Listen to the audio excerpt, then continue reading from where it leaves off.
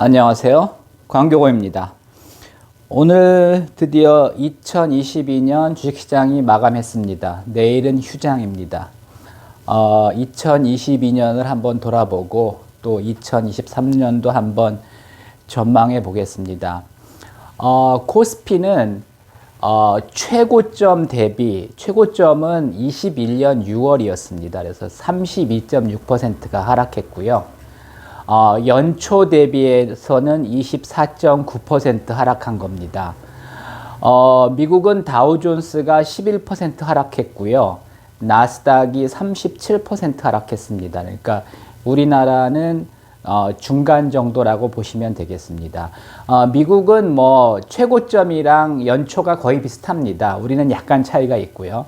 그래서 하여튼 연초 대비로 보면은 미국의 다우존스랑 나스닥 사이 정도였다고 봅니다. 그러니까 나스닥이 이렇게 많이 하락한 거는 지난 3년 동안에 굉장히 많이 올랐기 때문에 많이 하락한 거고요. 다우존스가 덜 하락한 거는 지난 3년 동안 크게 덜 올랐기 때문에 덜 빠진 겁니다. 종목별로 보면은 이거는 최고점 대비입니다. 최고점 대비가 더 의미가 있을 것 같아서 최고점을 이제 비교했습니다. 삼성전자가 42.9% 빠졌고요. 현대차가 47.8%, 신한지주가 36.6% 빠졌습니다. LG전자는 50% 조금 넘게 빠졌습니다. 그리고 이제 신규 상장 종목 중에 카뱅이 최고점 대비 74.3% 빠졌습니다. 원래 뭐 공모할 때부터 거품이 없기 때문에 어쩔 수 없는 거고요. 또 이제 그동안 기대가 컸던 LG 에너지 솔루션도 뭐 공모가보다는 아직 뭐 한 40~50% 올라 있습니다. 그런데 이제 그 최고가 대비해서는 30.8%가 빠졌습니다. 미국은 어떨까요? 그 애플이 31.1% 빠졌고요. 아마존이 좀 많이 빠졌습니다. 이제 애플은 수익이 많이 나는 회사죠. 그래서 이제 덜 빠진 거고, 아마존은 수익은 나지만 PER은 높죠. 그래서 57.5%, 57.1% 빠졌고요. 테슬라가 73% 빠졌습니다. 뭐 테슬라는 원래부터 이제 거품이라고 주장한 사람들도 많았고요. 또 뭐 아직도 뭐 기대가 큰 사람들도 굉장히 많습니다. 그래서 굉장히 이제 평가하기가 어려운데, 그 테슬라를 안 좋게 보는 회사들은 어차피 자동차 회사 아니냐, 그리고 경쟁도 심하지 않느냐, 이제 이런 얘기고요.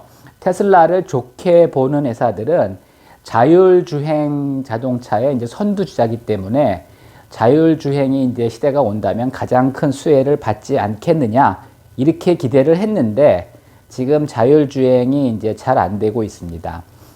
그 다음에 이제 TQQQ가 이게 이제 나스닥 100을 3배로 레버리지한 ETF죠.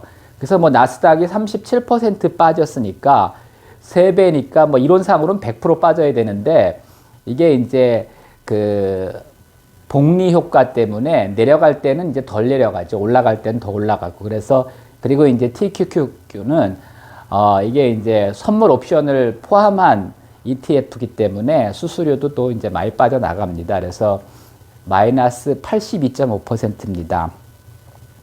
근데 우리나라 사람들이 가장 좋아하는 미국 주식이 테슬라랑 TQQQ죠. 그러니까 이제 서학개미라 그러죠. 이제 미국 시장에 투자하는 투자자들의 금년도 이제 수익률이 뭐 안 봐도 뻔하죠. 한국 시장 안 좋아서 미국 갔는데, 미국을 갔더라도 좀 좋은 주식에 투자를 했어야 되는데 TSLA, 테슬라에 투자하셔서 또 손해봤고, 또 이제 레버리지도 그러니까 시장이 올라갈 때는 이게 이제 TQQQ는 올라갈 땐 3배로 올라가고 내려갈 때는 3배로 떨어집니다. 그러니까 시장이 올라간다는 확신이 있을 때는 이런 걸 투자해야 되는데, 시장이 확실하지 않은 상황에서 이제 이런 걸 투자하면 뭐 이렇게 될 수밖에 없습니다. 제가 연초에 올린 영상 중에서 아직은 레버리지 ETF에 투자할 때가 아니다, 이제 이런 말씀을 드렸는데, 뭐 제가 올린 영상들 많이 있습니다. 한번 찾아보시기 바랍니다.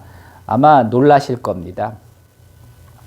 하여튼 올해는 한국도 폭락했고요. 미국도 폭락했는데, 그럼에도 불구하고 또 이제 그렇게 생각하시는 분들이 있어요. 우량주는 안 빠지지 않냐? 안 빠지지는 않습니다. 이제 덜 빠지는 거지. 근데 뭐 최고점 대비해서 그 우리나라 우량주들은 뭐 코스피보다도 오히려 더 빠졌습니다. 그건 왜 그러냐 하면 우리나라 우량주, 삼성전자, 현대차, 신한주주 이런 게 이제 우량주지만 굉장히 그 세계 경기에 영향을 많이 받습니다. 우리나라 우량주들은. 그래서 오를 때 또 뭐 이렇게 그렇게 많이 오르지도 않으면서 빠질 때는 그렇게 뭐 똑같이 빠집니다. 그래서 물론 뭐 작전주들보다는 훨씬 낫지만은 하여튼 그래서 한국에서 주식 투자하기가 어렵습니다. 제가 주식 전문가인데 왜 부동산 하느냐? 한국 시장이 이렇기 때문에 그 부동산 하는 겁니다. 그렇게 이해하시면 뭐 이해가 가실 겁니다.